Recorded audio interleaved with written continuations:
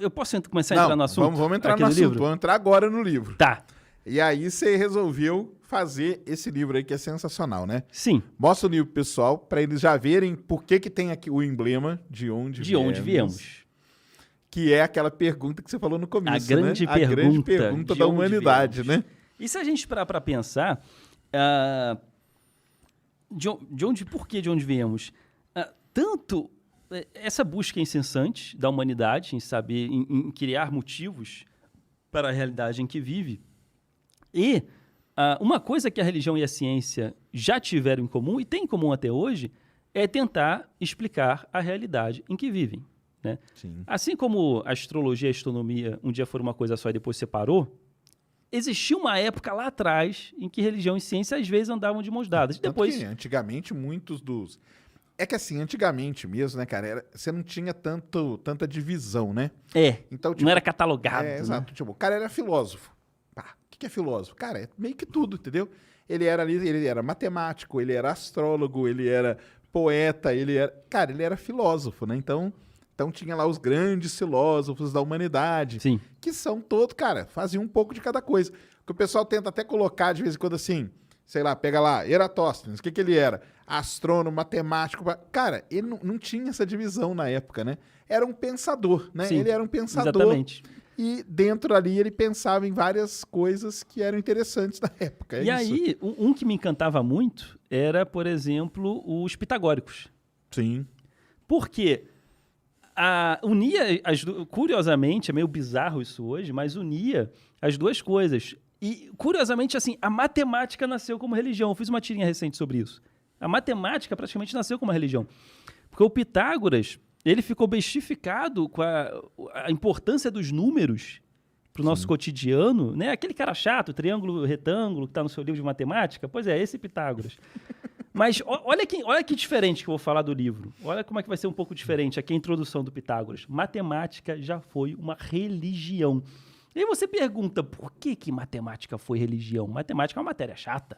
Não. Mas quando o Pitágoras começou a ver que tudo ali era número, quando ele começou a sacar que tudo... Conseguia traduzir, né? Traduzir a realidade em números. Em números, exatamente. Pois é tipo Matrix, que é tudo programação. Exato. O Pitágoras, há 500 anos antes de Cristo, ele já pensava que tudo pode ser explicado por número.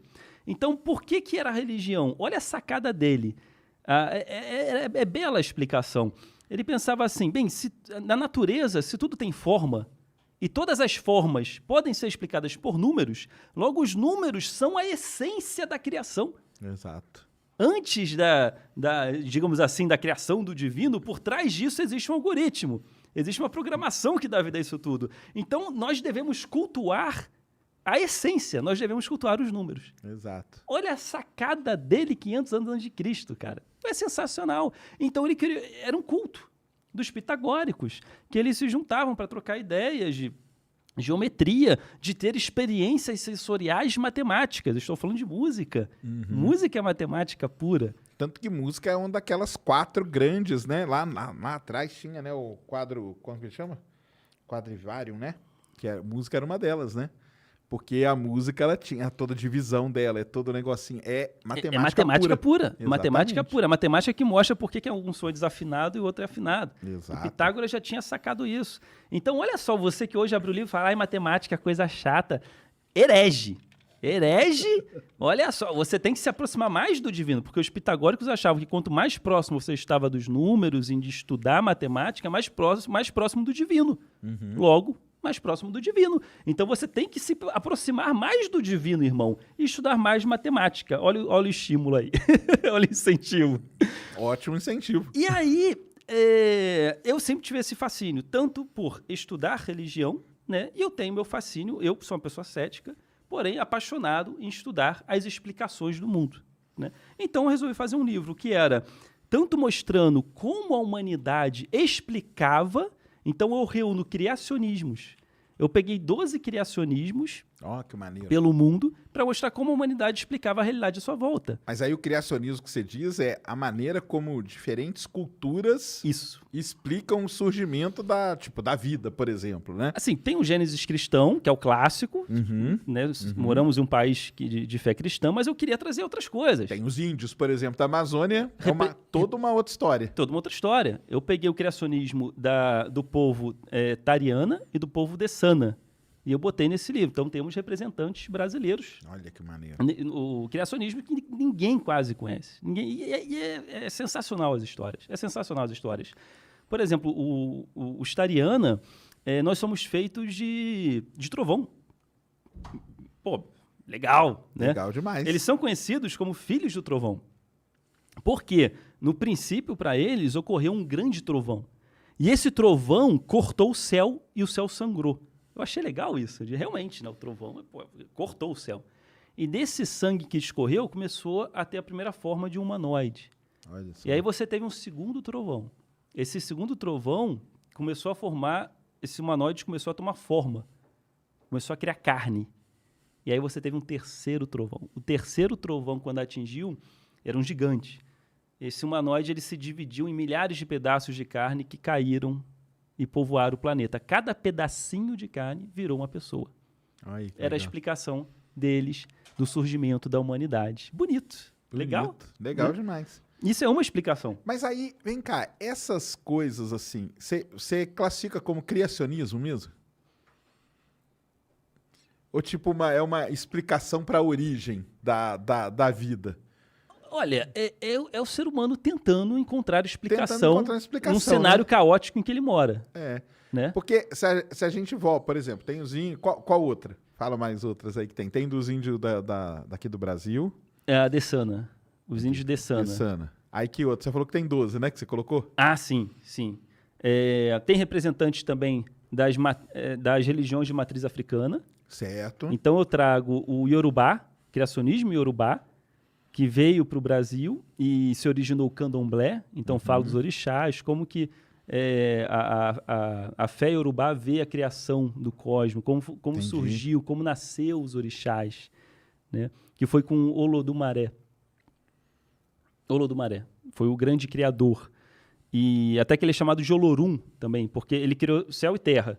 E aí, Aie e Orum, é como eles chamam. Terra é Aie e céu é Orum. Então, o Olorum é senhor de Orum, senhor do céu. Legal. Por isso que é Olorum. Ou Olodumaré, tanto faz, né? É o nome dele e como ele é chamado. E é bem legal o Yorubá. Porque os deuses são humanizados, os orixás são humanizados. Então é mais divertido para mim do que o Deus perfeito cristão, sabe? Então tem tentativa e erro. Por exemplo, o Olorum ele é o menos cultuado, curiosamente, em questões de oferenda. Os orixás que são os famosos. Porque o Olorum ele terceirizou. Depois que ele criou tudo, ele criou os orixás, ele falou, vocês aí cuidem. Tomem conta aí Tomem conta, beleza? Melhor decisão. Exatamente. Melhor decisão. Um belo de um gerente, né? 7 bilhões de pessoas, um saco que é isso. Imagina um Deus cristão, o pessoal pedindo para passar no vestibular, sequestrando o santo da igreja. Ai, me dá o prêmio, senão não devolvo. O Santo Antônio que pegava o Jesus. Nossa, pelo amor de Deus, terceiriza. E aí os orixás, cada um é ligado a um elemento da natureza. Você tem Oxum, que é ligado aos rios, Iemanjá dos mares, Oxóssi das matas. É bem legal isso. Cada um é ligado a um elemento da natureza. E eles que meio que comandam, administram e ajudam a humanidade a viver ali em harmonia, e veja bem. E a criação da humanidade, eu sempre tento explicar como o cosmos surgiu e como a humanidade surgiu. Então, vamos chegar nisso aí. Mas aí, dentro, por exemplo, tem lá da Europa também. Tem da Europa também. Aí eu botei eslavo. Tem um criacionismo de um povo eslavo que duvido que alguém ouviu falar desse criacionismo. Você tem ali já no norte da Europa, né, na Escandinávia, aí você tem já o criacionismo nórdico, que aí é o clássico Odin da Marvel, tá super popular agora, né? Legal. Deixando de ser mitologia e virando herói da Marvel. Você tem também ali no norte da África os egípcios, clássico também. Exato. Você tem a Grécia. Então botei os clássicos, botei alguns bem desconhecidos, porque eu queria essa diversidade mesmo. Por exemplo, ir lá na Papua Nova Guiné, entende? Na minha pesquisa, eu quis ir até lá na Melanésia, do arquipélago de Vanuatu, nas Ilhas Banks, que eram 3 ilhazinhas, tem pessoas que habitam aquelas ilhas. Como que eles veem que o mundo foi criado? Consegui a informação, uma ONG francesa que trabalha para manter a memória deles vivas, e elas têm um site que eles vão registrando, entrevistando com os caras mais velhos. Que legal. E aí eu consegui pegar ali uma explicação do Deus deles, tudo. Eu falei, caramba, que legal, e eu consegui botar nesse livro. Que era... E você chegou a entrevistar alguém aí pra essa parte? Não, foi tudo estudo. Foi tudo estudo, assim. Em cima dos livros. Entendi. Sim, sim. E o que você acha que você viu de, vamos dizer assim, de semelhança? Ah, semelhança tem. Por exemplo, o nórdico é muito parecido com um chinês. Ah, é? Olha só. A princípio, eles não tinham comunicação, mas tiveram contos semelhantes. Por quê? É importante eu falar que eu chamei 12 artistas para ilustrar esses 12 criacionistas, antes da gente entrar nisso da semelhança. Uhum. Porque, assim, tem o meu traço? Tem. Tudo se passa no Boteco dos Deuses. Os deuses estão lá confraternizando, mas o ego nas alturas. Ah, quem criou o mundo? O Loki, que é o deus da travessura, né? Quem criou o mundo, galera? E aí começa, eu criei. Não, como assim? Eu criei o mundo. Eu criei. E aí ele começa a tretar, vira a aldeia... Aí você colocou esses 12 ali tretando, é isso? É. Legal. E aí cada um vai falar a sua história. Ai, que maneiro, boa. E aí eles vão fazer assim, não, vamos fazer o seguinte, porque se cada um votar, tipo, quem vai votar? Cada um vai votar em si aqui, né? Vai ter uma votação para ver qual é a melhor história. E aí eles pegam 2 mortais do planeta Terra. E esses 2 mortais irão votar no melhor. E aí cada um conta a sua história. E quando cada um contar a sua história, entra um outro traço. E foi assim que tudo começou. Odin conta dele. Aí foi assim que tudo... Aí entra o traço de outro artista. Então eu convidei 12 super artistas para estar contando essas histórias junto comigo. Olha, e quem são os 2 que vão votar na melhor história? Charles Darwin e Georges Lemaitre. Não sei se é assim que se fala. Que era o cara do Big Bang. Teorizou o Big Bang. E era um padre, né? Exatamente, padre jesuíta. Exato, isso é muito interessante, cara. É um negócio aí que é onde a ciência ali, né? Igual você falou, né? Uhum. Porque depois que eu falo sobre como eles viam a realidade à sua volta, aí eu entro na ciência. E como a ciência explica, através da testagem, como o mundo funciona. Entendi. Você faz primeiro a visão cultural. Sim. Né? Então, como cada cultura interpreta aquela realidade. O mundo sendo criado. Exatamente. Aí foi a cultura. E depois vem a ciência. Eu dou uma introdução à ciência. Como que ela mostra nas teorias vigentes, mais aceitas aí, né? Uhum. De como o Georges Lemaitre, ele explica... Aí ele começa a explicar. Antes deles votarem, eles falam assim, podemos dar um pitaco também? Pô, a gente, humanoides, aqui humanos, a gente também, criamos umas paradas legais, uma coisa chamada ciência, podemos... os deuses, não, tudo bem, vai lá. E aí eles começam a falar, o Lemaitre, ele começa a explicar a teoria do Big Bang, né? Tudo que foi encontrado, as evidências, as peças do quebra-cabeça que foram se encaixando. E eu vou didaticamente, bonitinho, explicando etapa por etapa. Criação do cosmos e criação da humanidade. Aí entra Charles Darwin, para falar de seleção natural. E ele vai ter uma batalha de hip-hop com o ornitorrinco. Que maneiro. Porque aparece um ornitorrinco negacionista. Entendi. Para contrariar Darwin. Entendi. Darwin fala, eu vou tentar explicar para vocês, João André, didática, a minha teoria, e para isso eu chamei Bob, ornitorrinco negacionista que irá me contrariar. E aí aparece o Bob. E aí o Charles Darwin vai explicando, e eu pego muitas coisas que as pessoas tentam contrariar Darwin, tipo... se eu vim de uma... macaco, como macaco ainda existe. Se eu vim de macaco, por que macaco... É clássica essa, clássica. Aí você tem que explicar, essa pirula dá até um pulo na cadeira. A gente não veio de macaco, a gente veio de ancestral comum. Aí, então eu botei o ornitorrinco negacionista para colocar... Ele vai fazendo essas perguntas, né? Esses termos clássicos, né? E aí o Darwin vai falando, não, veja bem, na verdade, assim. Aí chega uma hora que o ornitorrinco fala, tá bom, então como você me explica?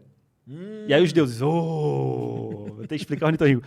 Aí o Darwin respira fundo, bota um boné para trás, bota um óculos escuro, aí começa e aí ele começa um hip hop, uma batalha de hip hop entre Darwin e o ornitorrinco, ele tentando explicar o ornitorrinco. E eu fiz um hip hop no quadrinho. Que legal, cara. Então, Que o livro é maneiro. isso.